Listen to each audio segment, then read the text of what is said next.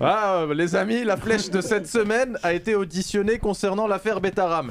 Cet établissement catholique où des élèves, enfin que dis-je, des élèves, des punching balls, se plaignent de violence depuis des décennies. François Bayrou persiste, il ne savait rien. Et Mediapart insiste, le dossier était sur sa table depuis des années. Mais moi, je le crois, notre Premier ministre. C'est pas parce que le dossier est sur la table qu'il va le lire.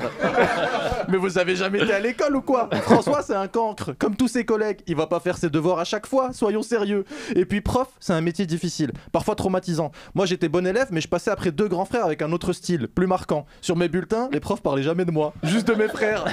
En 4e, je cartonne. Mon appréciation générale, tout le contraire de son grand frère. Ouais, ils abusent. Tu sais, les gars, ils l'avaient pas vu depuis 6 ans.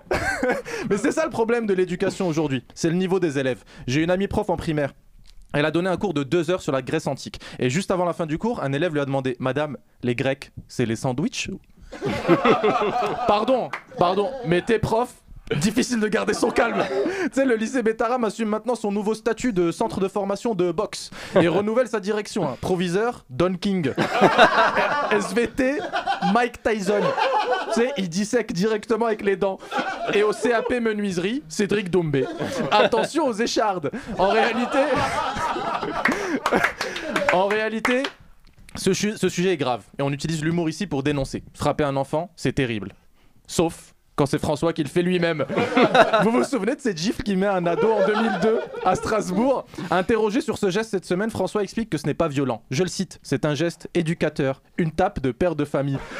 Ok Walter White, François en famille, c'est lui le danger.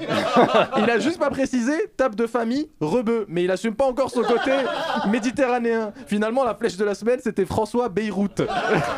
Les grands remplaçants avec Jamil Le Schlag sur Radio Nova.